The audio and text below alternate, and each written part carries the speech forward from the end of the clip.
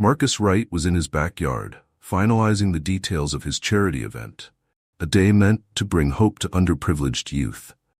But across the street, a single phone call was about to turn his afternoon of goodwill into a confrontation that would change everything. Before we get started, don't forget to like, subscribe, and let us know where you're watching from. Let's dive in. The sun beamed down gently on Marcus Wright's spacious backyard, casting warm, golden rays on the carefully arranged tables and decorations. The weather couldn't have been more perfect for the charity event he had spent weeks planning. He stood back for a moment, taking in the scene with a satisfied smile. It was a day that symbolized everything Marcus stood for: community, hope, and progress. A few volunteers were busy setting up the last of the food stations while the soft melodies of a local jazz band floated through the air. Children played near the garden, their laughter blending harmoniously with the sounds of friendly conversations that had already begun among the early arrivals. The event had attracted a wide array of people: colleagues from Marcus's law firm, community members from the youth programs he helped organize, and neighbors who had come to support the cause. It was a day about unity and giving back. Marcus, a civil rights lawyer with an impressive career, had built his reputation fighting for racial equality and justice. He had been at the forefront of landmark cases, using his knowledge of the law to dismantle oppressive systems and advocate for the marginalized. But today wasn't about legal battles or courtrooms. It was about the future, about giving young people the opportunities they deserved. The funds raised from this event would go towards scholarships, mentorship programs, and other initiatives aimed at empowering underprivileged youth. As Marcus moved through the crowd, greeting familiar faces and shaking hands, he felt a deep sense of fulfillment. These were his people, diverse, driven, hopeful, and they had come together for a cause much bigger than themselves. However, across the street, behind a drawn curtain, Evelyn Baker was far from pleased. She had been watching Marcus and the growing crowd since the morning, her brow furrowed in disapproval. Evelyn had lived in this suburban neighborhood for over 30 years. She had seen it change: new faces, new cultures, and in her eyes, the changes hadn't been for the better. She was uncomfortable with how things were evolving around her, and though she had never had a direct problem with Marcus, she had always kept her distance. To her, he represented a world she didn't understand, a world she didn't want to understand. Evelyn's irritation grew as the number of people in Marcus's yard increased. The music, though not particularly loud, felt like an intrusion on the quiet street she had grown accustomed to. But more than the sound, it was the sight of so many different people, people who didn't look like her or the neighborhood she once knew, that gnawed at her. She sat at her kitchen table, glaring out the window, her hands gripping her phone tightly. "This is unacceptable," she muttered to herself. The longer she watched, the more her frustration built until finally, she picked up the phone and dialed 911. "There's a disturbance on my street," Evelyn said sharply when the operator answered. "It's a large gathering, very loud, and it's disturbing the peace. I don't know if they have a permit for it, but it's disruptive, and it needs to be dealt with." The operator asked for more details, but Evelyn wasn't interested in specifics. She wanted the police to come and shut it down. It wasn't just the noise, and it wasn't just about the event. This was about a world slipping away from her, a world that was becoming increasingly foreign in her own backyard. After hanging up, Evelyn returned to her post by the window, watching with grim satisfaction. In her mind, she had done what any good neighbor would do. She had restored order, and soon enough, the police would arrive and put an end to the day's events. Back at the gathering, Marcus was in the middle of a conversation with an old colleague when his phone buzzed. It was a text from one of his neighbors down the street, someone who had heard that the police had been called. Confused, Marcus excused himself and checked the message. The neighbor warned him that a complaint had been made, apparently about noise. Marcus felt a flash of frustration. He had cleared everything with the city beforehand, obtaining all the necessary permits for the event. The music was at a reasonable level and the crowd was peaceful. There had been no disruption beyond a typical neighborhood gathering. As he looked around, it was hard to imagine anyone could have an issue with what was happening. Families were enjoying themselves, people were connecting over good food and meaningful conversations, and the mood was light. But Marcus knew better than anyone that not all complaints were rooted in actual disturbances. Often, they were thinly veiled attempts to control or suppress the things, or people, someone didn't like. It didn't take long for the sound of sirens to interrupt the music. The sight of 2 police cars pulling up to the curb sent a ripple of concern through the crowd. Conversations paused and people exchanged uneasy glances. No one was sure what was happening, but the presence of police officers had a way of making everyone a little tense, especially at an event like this. Marcus took a deep breath, readying himself for what was about to unfold. He had dealt with situations like this countless times in his career, though it never got easier. He walked toward the officers, determined to handle this with the calm and professionalism that had earned him respect over the years. The officers stepped out of their cars, adjusting their belts and scanning the gathering. One of them approached Marcus, his expression neutral but his posture firm. "Afternoon, sir," the officer said. "We've received a complaint about a noise disturbance coming from this property." Marcus nodded. "Good afternoon, officer. I'm Marcus Wright, the homeowner and organizer of this event. We've cleared all the necessary permits with the city, and I can assure you everything is within the legal limits." The officer's eyes widened slightly when he heard Marcus's name. He had heard of him. Many had. Marcus was a well-known civil rights attorney, and his work had brought him national recognition. The officer hesitated for a moment, unsure of how to proceed. "I see," the officer said, glancing back at his partner, who had remained near the patrol car. "Do you mind if we take a look at those permits, just to confirm?" "Of course," Marcus said, maintaining his calm. "I'll grab them for you." As Marcus went to retrieve the documents, he couldn't help but think about the neighbor who had made the call. He had a pretty good idea of who it might be. He had felt the cold stares from across the street for years. This wasn't just about noise, it was something deeper, something more troubling. But Marcus wasn't about to let it ruin the day. As he handed over the permits to the officer, Marcus caught a glimpse of Evelyn standing by her front door, arms crossed, watching the scene unfold. Her face was a mask of smug satisfaction, as though she had won some small victory. But Marcus knew better. This wasn't over, not by a long shot. The officer reviewed the permits, nodding as he confirmed that everything was in order. "Everything seems to check out here," he said, handing the documents back to Marcus. "Sorry for the interruption." Marcus nodded, his smile polite but firm. "Thank you, officer. I appreciate your professionalism." As the officers prepared to leave, Marcus felt a mix of emotions. There was relief that the situation hadn't escalated, but there was also a simmering frustration. He knew that this was just one small example of the kinds of prejudices that still existed in the world, even in a neighborhood as seemingly peaceful as his. As the police drove away, the music slowly resumed, and the mood in the yard began to lift again. But for Marcus, the day had taken on a new significance. This wasn't just a charity event anymore. It was a moment that spoke to the heart of what he had spent his entire life fighting for. And while the party continued, Marcus knew that a conversation needed to be had, not just with the officers, but with the entire community. The departure of the police cars seemed to alleviate some of the tension in the air, but it wasn't long before murmurs rippled through the crowd.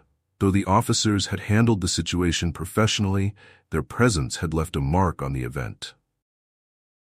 The easygoing atmosphere of laughter and music had been momentarily interrupted, replaced with a lingering unease. Everyone knew something wasn't quite right.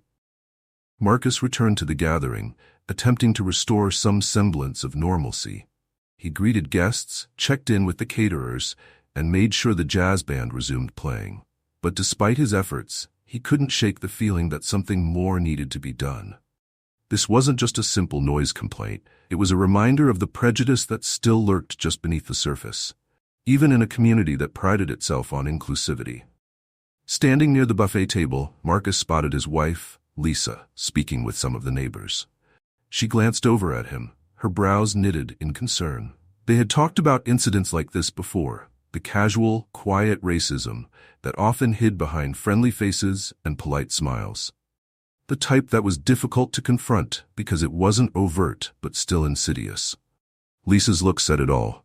We knew this might happen, but it still stings. As Marcus made his way to her, an old friend, Charles, a fellow lawyer and activist, stopped him. Charles had been watching the entire situation unfold, and he wasn't one to mince words. You handled that well, Marcus, Charles said, his voice low and serious. But you know as well as I do that this is bigger than just a call to the cops. Someone around here wanted to make a point. Marcus nodded. Yeah, I know, he replied. I have a pretty good idea who it was, too. Charles raised an eyebrow. That woman across the street? Evelyn Baker, Marcus confirmed. She's never said more than a couple of words to me, but I've seen the way she looks at us, at the kids playing in the yard, at our guests. This is more than just about noise. She's uncomfortable with me, us, living here. Charles sighed, shaking his head. It never ends, does it? No, it doesn't, Marcus said, a trace of sadness in his voice. But that's why we do what we do. Lisa joined them, giving Marcus a supportive nod before turning to Charles.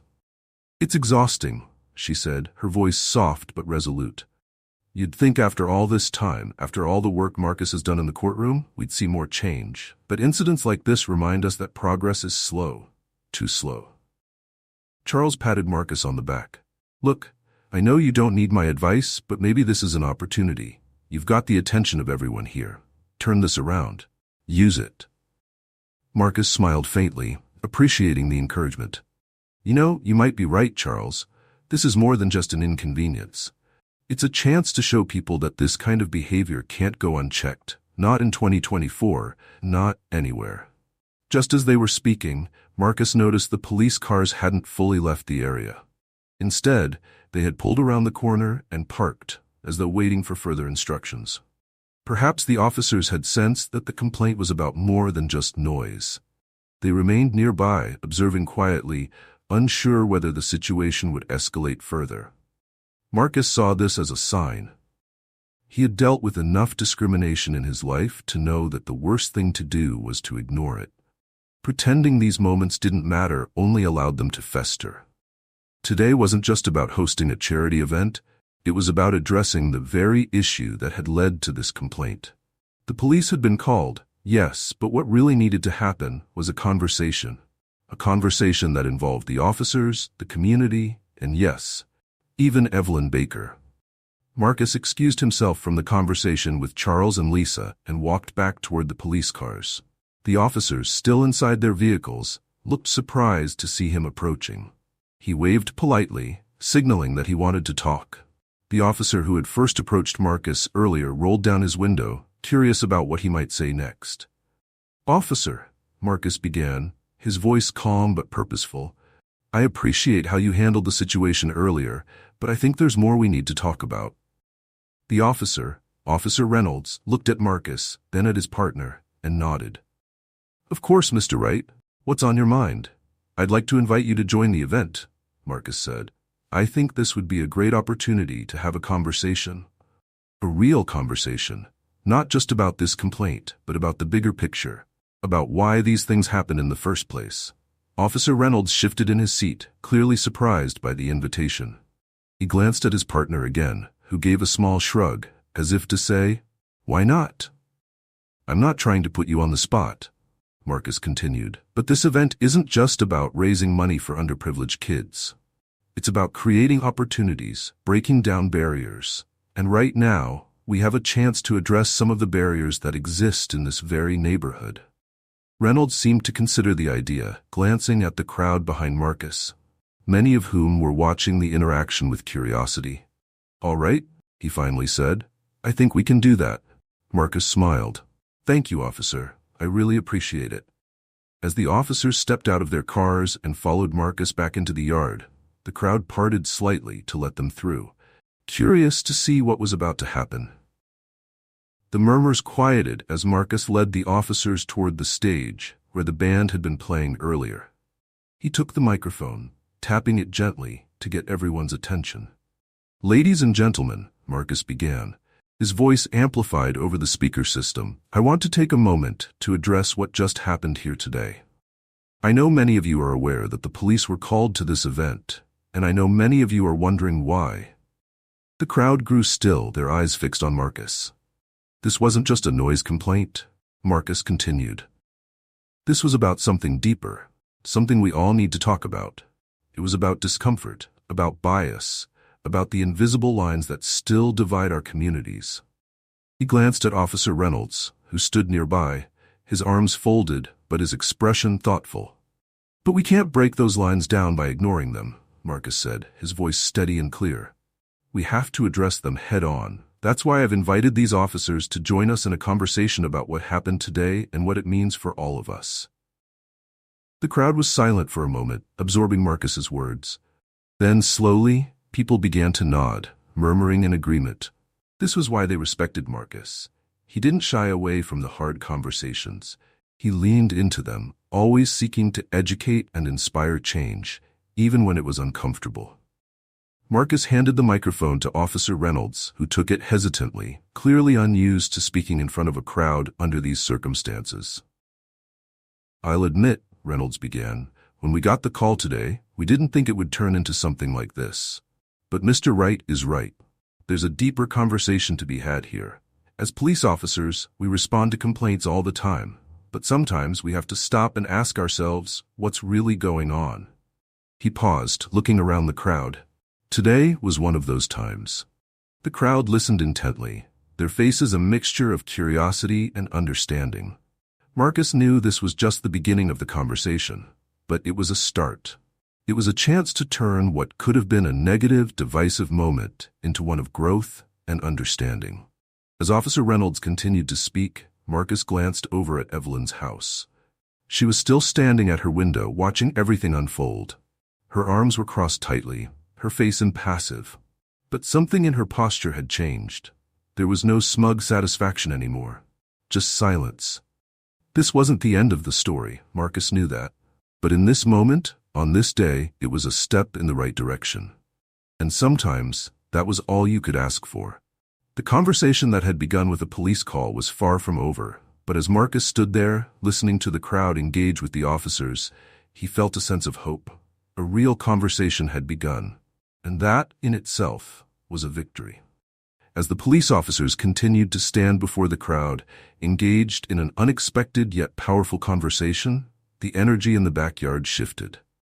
What had initially been a day marked by joyous celebration had evolved into something deeper, more reflective. Marcus could sense it, the weight of understanding slowly creeping into the hearts of those gathered. The conversations were no longer just about music, food, or charity. They had pivoted to something far more meaningful, the undercurrents of prejudice, bias, and the uncomfortable realities that many in the community hadn't fully acknowledged before. Officer Reynolds handed the microphone back to Marcus, a bit of tension still lingering in his posture. "Mr. Wright," Reynolds began, "I think it's important that people hear from you. This is your event, and honestly, you've done more today than we could have expected. Conversations like this are hard. Not everyone's willing to engage, but, well, I guess that's what makes you who you are." Marcus gave a small nod of appreciation before addressing the crowd once again. "Thank you, Officer Reynolds. And thank you all for being here, for being open to this conversation. I know this isn't why any of you came today, but it's necessary."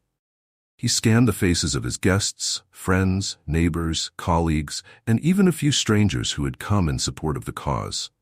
There was a quiet intensity in their eyes, and he could tell they were ready to listen.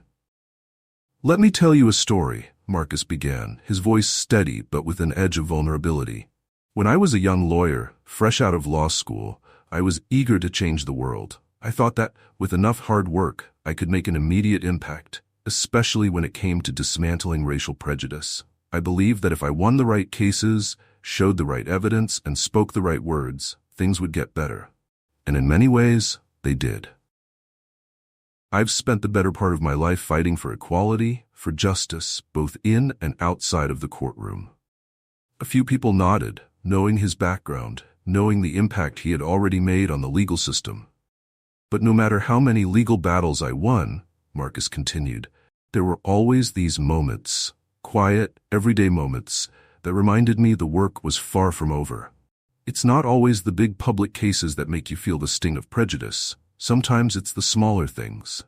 the sideways glances at the grocery store, the neighbor who never waves back. The assumption that you don't belong, even when you've lived somewhere for years.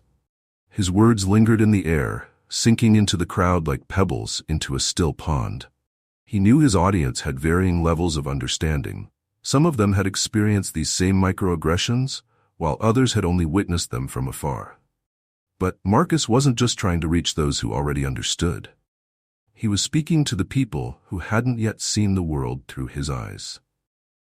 And today, he continued, glancing momentarily toward Evelyn's house across the street, we had one of those moments.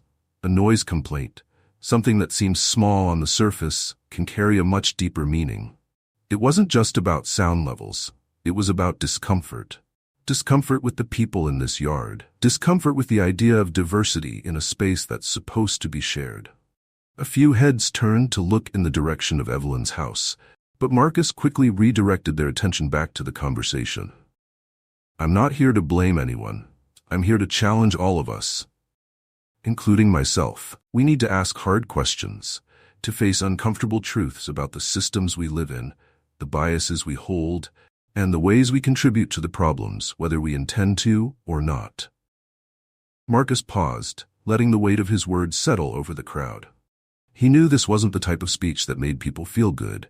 It was the type that made people think. And thinking, especially when it comes to confronting prejudice, was the first step toward meaningful change. At that moment, Marcus noticed a shift. People began to raise their hands, wanting to contribute to the conversation. The first was a young woman standing near the back, someone Marcus recognized from a community center he'd partnered with.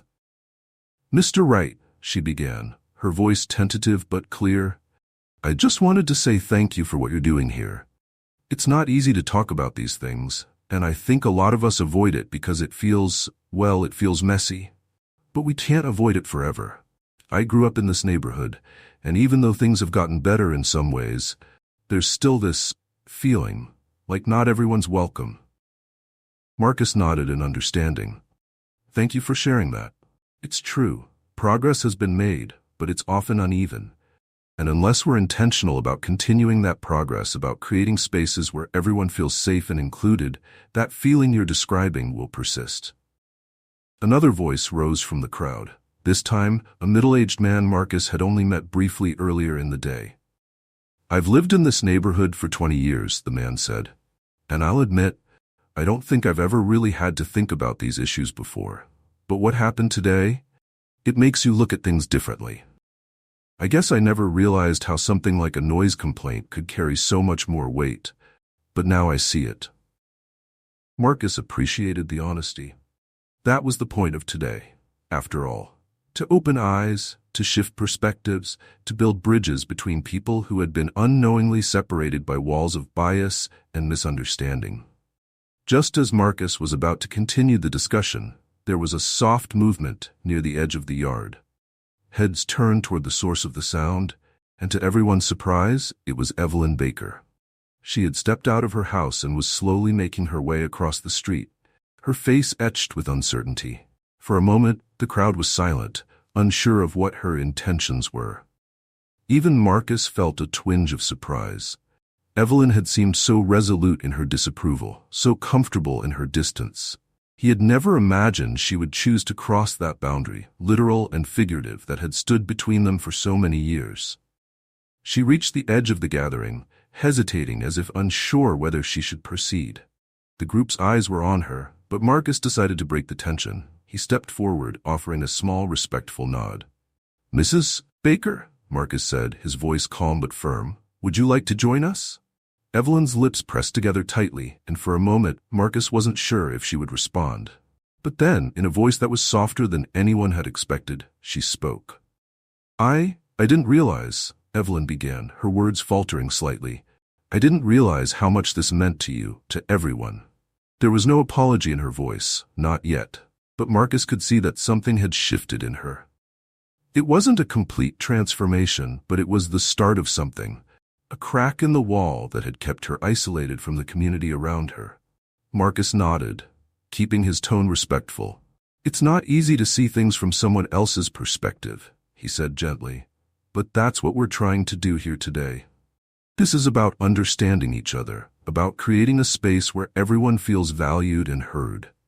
Evelyn looked around, taking in the faces of the crowd. Some of them she had known for years, others she had never bothered to meet. She had spent so long in her own bubble, resistant to change, and now, for the first time, she was seeing the world beyond her window. "I don't agree with everything," Evelyn said, her voice still tentative, "but maybe I don't know as much as I thought I did." It wasn't an apology, but it was enough. It was a step, and Marcus knew that steps like this, small as they may seem, were what ultimately led to real progress. "Thank you for being here, Mrs. Baker," Marcus said sincerely. "I appreciate your willingness to listen, to engage." Evelyn nodded awkwardly, and after a few more moments, she turned and slowly walked back toward her house. The crowd watched her go, unsure of how to react, but Marcus felt a strange sense of relief. He hadn't expected Evelyn to have a complete change of heart today. That wasn't how these things worked. But the fact that she had taken the first step, that she had crossed that street and admitted even a small amount of uncertainty, was a victory in its own way. The conversation continued, with more people sharing their experiences, their thoughts, their hopes for the future of the community. It wasn't just a charity event anymore. It was something far more meaningful. It was a moment of transformation, a chance for the neighborhood to confront its own biases and move forward together. As the sun began to set, casting long shadows across the yard, Marcus felt a deep sense of fulfillment. The day hadn't gone as planned, but in many ways, it had gone better than he could have hoped. The real work had begun, and as the conversation continued into the evening, Marcus knew that this was just the start of something much larger. And as he looked out at the crowd, now engaged in open, honest dialogue, he felt hope that, slowly but surely, things were beginning to change. The evening was starting to settle in, and the energy in Marcus's backyard had shifted from the tension of the police arrival to the warm glow of understanding. The conversations continued in small pockets, some people still discussing the deeper issues of race and community, while others had shifted back to more casual talk. Yet, beneath the surface, everyone knew that something significant had occurred that day. The event was no longer just a fundraiser. It had become a space for growth and healing. But across the street, in the stillness of her home, Evelyn Baker sat in front of her window, feeling far less certain of herself than she had earlier that afternoon. She watched the neighborhood gathering as it continued, the sounds of distant conversation and laughter floating across the street, almost mocking her earlier conviction. What had started as her attempt to maintain order, her version of order, had spiraled into something she hadn't anticipated. And now, instead of feeling satisfied, Evelyn felt a gnawing sense of doubt. Her call to the police was supposed to bring things back under control. She expected the officers to shut the event down, to enforce the quiet she believed was her right in this neighborhood. Yet instead of an ending, it had brought about a beginning, a conversation that had made her uncomfortable in ways she didn't fully understand. Evelyn had lived in this suburban neighborhood for decades, long before it had started to diversify, and long before Marcus Wright had moved in next door. She had watched the changes from her window with increasing dismay. More families of different races and backgrounds had moved in, and though no one had ever been anything but polite to her, Evelyn felt displaced in her own home. It wasn't so much that anyone had done anything to her, but she had seen the world shift around her in ways that made her feel invisible, out of control. And now this charity event, what should have been a simple day of music and laughter, had triggered something inside her that she hadn't expected. At first, it was the size of the gathering that bothered her. Then, it was the music, the laughter, the diversity of the crowd. But as she sat watching now, her complaint seemed small and petty in comparison to what had transpired afterward. The police hadn't done what she expected. They hadn't shut down the event or scolded Marcus. Instead, they had joined him. She had watched with her arms folded as Marcus stood up in front of the crowd, speaking calmly and intelligently about the very things Evelyn had never wanted to confront. She had seen the people listen, nodding in agreement, some even sharing their own stories of prejudice and bias. Even the officers had joined in, and it became clear to Evelyn that this wasn't just about noise. It was about her discomfort with change, her discomfort with people who were different from her. And that realization unsettled her. She didn't like to think of herself as a racist. She had grown up believing that as long as she wasn't actively hateful, she wasn't part of the problem. But today had exposed something she hadn't expected. Her discomfort wasn't benign. It had consequences. Her decision to call the police wasn't simply a reaction to noise. It was rooted in something deeper, something she hadn't wanted to acknowledge. As the sky darkened and the streetlights flickered on, Evelyn found herself growing more introspective than she had been in years. She had always prided herself on being part of the neighborhood for so long, but she had never truly considered how the neighborhood might view her. Had she become the person people avoided? The bitter, distant figure watching from the window, silently judging? A memory flashed in her mind. The younger Evelyn, decades ago, attending neighborhood block parties, chatting easily with her neighbors. Back then, the street was filled with families she knew well, people who looked and acted just like her. She had been part of the fabric of the community, someone who hosted gatherings, someone who people came to for advice. But as time passed and the neighborhood changed, so had Evelyn. She had retreated into her house, into her bubble of familiarity, while the world outside became something she no longer recognized. And rather than engaging, she had built walls. Walls of silence, walls of disapproval, walls of judgment. She thought about Marcus Wright, the man she had barely spoken to in all the years they had been neighbors. She had made assumptions about him based on little more than his skin color, and the fact that he had brought so many people she didn't recognize into what she thought of as her space. But today, she had seen him in a new light. Not as an interloper, but as someone deeply respected, someone who had spent his life fighting for equality and justice. She had watched him lead a conversation about race and community that had clearly resonated with the people around him. And then, there had been that moment when he had addressed her directly. Evelyn felt a knot in her stomach as she remembered stepping out of her house and walking across the street, feeling the weight of the crowd's eyes on her. She hadn't known what to say or how to say it, but something inside her had compelled her to take that step, to admit, if only partially, that she might have been wrong. Marcus had treated her with a respect she hadn't expected. He could have called her out, shamed her for what she had done, but instead, he had offered her an opportunity to listen. And even though she hadn't been able to muster an apology, he had accepted her presence without judgment. That moment had stuck with her more than she wanted to admit. Evelyn sighed deeply, her hands gripping the armrests of her chair. Her house, once a sanctuary, now felt confining, suffocating in its quiet isolation. She had spent so long believing that she was right, that the changes in the neighborhood were something to be feared, that the people moving in were somehow disrupting her way of life. But now, for the first time, she was starting to see things differently. Maybe it wasn't the neighborhood that had changed so much. Maybe it was her. The thought unsettled her deeply. It was easier to blame the world outside, to believe that everyone else was responsible for her discomfort.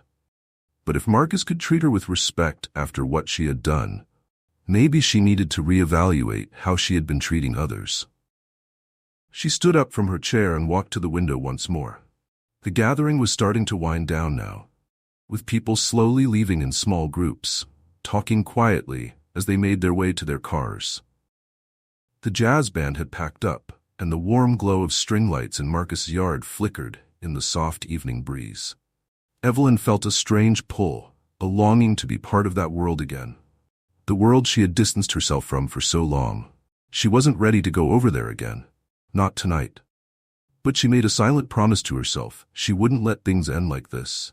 There was more to say, more to understand, and more to make right. She had been part of this neighborhood for so long, but she realized now that being part of it wasn't enough. She had to engage, to connect, to listen. Marcus had offered her an opportunity, a chance to be part of something better, something more meaningful than the walls she had built around herself. And for the first time in a long time, Evelyn felt ready to take that chance. As she closed the curtains and turned off the lights, Evelyn made a quiet decision. Tomorrow, she would speak to Marcus, not out of obligation, but out of a genuine desire to understand. She wasn't sure what she would say, but she knew she had to say something, and that, she thought, was the first step. Across the street, Marcus stood in the now empty backyard, the echoes of the day's events still fresh in his mind. Lisa came up behind him, wrapping an arm around his waist. "You did good today," she said softly. "It wasn't the event we planned, but it might have been more important." Marcus smiled faintly, though his mind was still on Evelyn. "Yeah," he said, "I think we planted a seed." Lisa looked up at him, curious. "With the community?" Marcus shook his head slightly, his eyes drifting toward Evelyn's darkened house. "With her," he said, "I think she's starting to see things differently." Lisa followed his gaze and after a moment, nodded. "Maybe. It takes time, but who knows? Maybe today was the start of something." "I hope so," Marcus said quietly. "I really do." The night settled in, calm and peaceful once again. But both Marcus and Evelyn knew that today had sparked something that would change their neighborhood and their lives forever. The following morning, the sun rose over the quiet neighborhood, casting a soft glow over the houses and streets. It was a typical suburban scene, but something felt different. For Marcus, the air seemed lighter, as if the conversations from the previous day had left a lasting mark, not just on the people, but on the very atmosphere of the community. He stood in his kitchen, sipping his morning coffee, reflecting on how the day's events had unfolded. It had started as a simple charity event, a gathering meant to support youth education programs, but it had become so much more. A confrontation with the deep-rooted issues of bias and prejudice that, even in a seemingly progressive neighborhood, still bubbled beneath the surface. The fact that Evelyn Baker, a woman who had barely acknowledged him in years, had stepped out of her home to engage, even briefly, in the conversation, meant something. Marcus wasn't naive enough to believe that one day could change everything, but it could spark something new, and in a world so often resistant to change, a spark could be enough. As Marcus rinsed his mug and set it in the sink, his phone buzzed with a message from Charles, his old friend who had attended the event. "Charles, yesterday was powerful, my friend. I think you did more than just raise money for charity. You raised consciousness. Keep going. I'm with you." Marcus smiled at the message.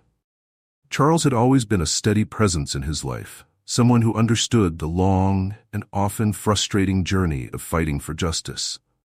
He knew that what had happened yesterday was only the beginning of a larger conversation, one that needed to continue. Just then, Lisa entered the kitchen, still in her pajamas, her eyes bright but thoughtful. She poured herself a cup of coffee and leaned against the counter, her expression pensive. "Do you think she'll come?" Lisa asked, her voice quiet but hopeful. Marcus didn't need to ask who she was talking about. He had been thinking the same thing all morning. "I don't know," he admitted, "but I hope so." Yesterday, as the event had come to an end, Evelyn had made her quiet retreat back across the street. But there had been something different in her manner. Less rigid, less defensive. It had taken courage for her to step into the gathering, even if just for a few moments. Marcus had seen that, and he had made a silent promise to himself. If she came to him, he would listen.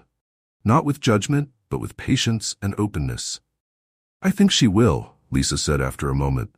"It takes time for people to face their own biases, but she started to yesterday, and sometimes that's all it takes. A start." Marcus nodded, appreciating his wife's insight. "If she does come, we need to be ready to have that conversation. It's not about getting an apology. It's about creating a space where she feels she can grow." Lisa smiled softly. "That's why I married you. You never give up on people." Before Marcus could respond, there was a light knock at the front door. His heart quickened, though he didn't want to get his hopes up. Setting his coffee cup aside, he exchanged a glance with Lisa, who gave him a small, encouraging nod. He walked to the door, his mind racing with possibilities, and when he opened it, there she stood. Evelyn Baker. She looked different than she had the day before. She wasn't the woman standing stiffly at her window or making smug phone calls to the police. Today, she seemed smaller somehow, more vulnerable. Her hands were clasped in front of her, and her eyes, though still guarded, held a trace of something new, uncertainty, maybe even a willingness to listen. "Good morning, Mrs. Baker." Marcus said, keeping his tone respectful and calm. "I wasn't expecting to see you so soon." Evelyn gave a tight, uncomfortable smile. "Good morning, Mr. Wright. I'm not sure why I came, to be honest." Marcus stepped back slightly, gesturing for her to come in. "You're welcome to come in. We can talk if you'd like." She hesitated for a moment, glancing past him into the house. It was a warm, inviting space, one that she had never imagined herself stepping into. But something had shifted within her yesterday, and she knew she had to take this step. Slowly she nodded and stepped inside, her shoulders tense with the weight of what she was about to confront. As they moved into the living room, Marcus gestured for her to sit on the couch. Lisa entered the room quietly, giving Evelyn a small nod of acknowledgement before sitting down as well. The three of them sat in silence for a moment, the air thick with anticipation. "I wanted to say something about what happened yesterday," Evelyn began, her voice hesitant, almost fragile. "I know I caused trouble, and I know I didn't handle things the way I should have." Marcus listened, giving her space to express herself. He wasn't looking for an apology, but it was clear that Evelyn was grappling with her own actions. "I've lived here for so long," she continued, her hands fidgeting in her lap. "I've seen this neighborhood change, and I've felt, well, like I don't fit in anymore. Like the world around me is moving on without me." She paused, searching for the right words, and Marcus waited patiently. This was her moment, not his. He knew the importance of letting someone wrestle with their own realizations. "I didn't realize," Evelyn finally said, her voice cracking slightly, "how much of my discomfort was my own fault. I've been pushing people away, people like you, because I didn't want to face what was really going on. And yesterday, when I saw you all together, it wasn't the noise that bothered me. It was the fact that I wasn't part of it. I was, outside of it all." Marcus nodded, his expression softening. "I understand, Mrs. Baker. It's not easy to face these things, but the fact that you're here, having this conversation, means a lot. It's a step." Evelyn's eyes filled with a mixture of regret and relief. "I don't know how to fix this. I've spent so many years keeping to myself, building up walls, and now I see that those walls didn't protect me. They isolated me. From you, from everyone." Lisa spoke up for the first time, her voice gentle. "You're not alone in that. We all build walls in one way or another. The important thing is recognizing when it's time to take them down." Evelyn nodded, tears forming in her eyes. She quickly brushed them away, clearly uncomfortable with her own vulnerability. "I'm not saying I've changed overnight," she admitted, "but I want to try. I want to understand." Marcus smiled, feeling the weight of the moment. "That's all any of us can ask for. We're all learning, every day, and you're welcome to be part of that journey with us." For the first time since stepping into the house, Evelyn relaxed slightly, the tension in her shoulders easing. "Thank you," she said quietly. "I'd like that." The conversation continued for a little while longer, not about race or bias directly, but about life in the neighborhood, about community, and about the ways people can connect. It wasn't a grand, dramatic moment, but it was a real one, an honest conversation that held the potential for lasting change. When Evelyn finally left, she did so with a sense of hope. She hadn't expected to feel this way, but there it was, a small, flickering hope that things could be different, that she could be different. As Marcus and Lisa watched her cross the street back to her house, Marcus let out a deep breath. "Well," he said with a chuckle, "that went better than I expected." Lisa smiled. "It's the beginning of something, that's for sure." The following weeks saw more changes in the neighborhood than Marcus could have predicted. Word spread about what had happened at the charity event, and the conversation that had started in his backyard began to ripple through the community. People who had never spoken before started greeting each other on the street, small gatherings turned into larger discussions, and the invisible walls that had once divided the neighborhood began to crumble. Evelyn, true to her word, made an effort to engage with Marcus and others. She attended community events, participated in discussions about how to make the neighborhood more inclusive, and slowly, steadily began to change. It wasn't a complete transformation, but it was progress. And in the end, that's what mattered. Marcus knew that real change didn't happen overnight. It happened in moments like these, small, incremental steps that led to something greater. And as he watched his neighborhood come together in ways he had once only dreamed of, he felt a deep sense of fulfillment. The journey wasn't over. There was still work to be done, still conversations to be had, but for the first time in a long time, Marcus believed that the neighborhood was on the right path. A path toward understanding, toward unity, and most importantly, toward hope. And as he stood at his window, watching the sun set over the houses and streets, Marcus smiled, because in the end, that was all he had ever wanted. Thanks for joining us. If you enjoyed this story, don't miss the next one. Click on the video now to watch. We appreciate your support, and we'd love to hear your thoughts in the comments.